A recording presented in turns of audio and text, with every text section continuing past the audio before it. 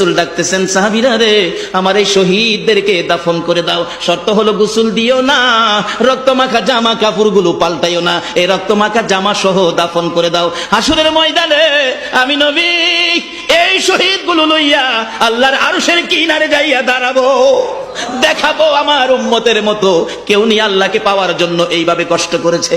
এবার দাফনের কাজ শুরু হলে কিতাব লেখে 69 জনের দাফন শেষ। 70-এর মাথায় আসওয়াদ দূরে পড়ে আছে। আমার নবী 2 কদম সামনে গিয়ে দেখে আসওয়াদ নতুন তরবারি হাতে চিত হয়ে পড়ে আছে, শহীদ হয়ে গেছে। আমার নবী ডাকে, রে আসওয়াদ, মদিনার হুর বিয়ে করতে পাঠাইছিলাম, মদিনার হুর বিয়ে করলি না, যুদ্ধের ময়দানে জীবন দিয়ে বিদায় হলে।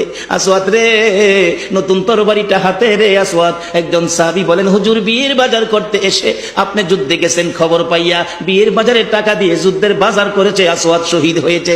আমার নবী ডাকে, মাবুদ, আমার আসওয়াদকে তুমি কি দিবা গো আল্লাহ? মদিনার হুর নিল না, রাসূলের পক্ষ নিয়ে জীবন দিয়ে দুনিয়ার থেকে বিদায় হলো, আমার আসওয়াদকে তুমি কি দিবা গো আল্লাহ? আসওয়াদের লাশটা ধরে ধরে কবরের দিকে নিয়ে আসতেছে, গোসল লাগবে না, কাফন লাগবে না, শুধু দাফন করে দিবে। আমার নবী আসওয়াদের কবরের পাশে দাঁড়াইয়া মুস্কি মুস্কি হাসতেছেন। সাহাবীরা আরজ করেন, ইয়া রাসূলুল্লাহ, এই কবরের পাশে হাসতেছেন কেন, ব্যাপার কি? আমার নবী বলেন, সাহাবীরা রে, আমি যা দেখি তোমরা তা দেখো না রে। সাহাবীরা, হুজুর কি দেখে হাসছেন জানতে চাই। সাহাবীরা, আমার আসওয়াদ মদিনার হুর বিয়ে করতে যাইয়া যুদ্ধের খবর শুনে বিয়ের বাজারের টাকা দিয়ে যুদ্ধের বাজার করে জীবন দিয়ে কবরে রওনা হয়েছে। আমি নবী আসওয়াদের কবরের পাশে দাঁড়াইয়া দেখি রে, আমার আসওয়াদের কবরে মদিনার হুরের পরিবর্তে আমার আল্লাহ জান্নাতের হুর পাঠাইয়া দিছে।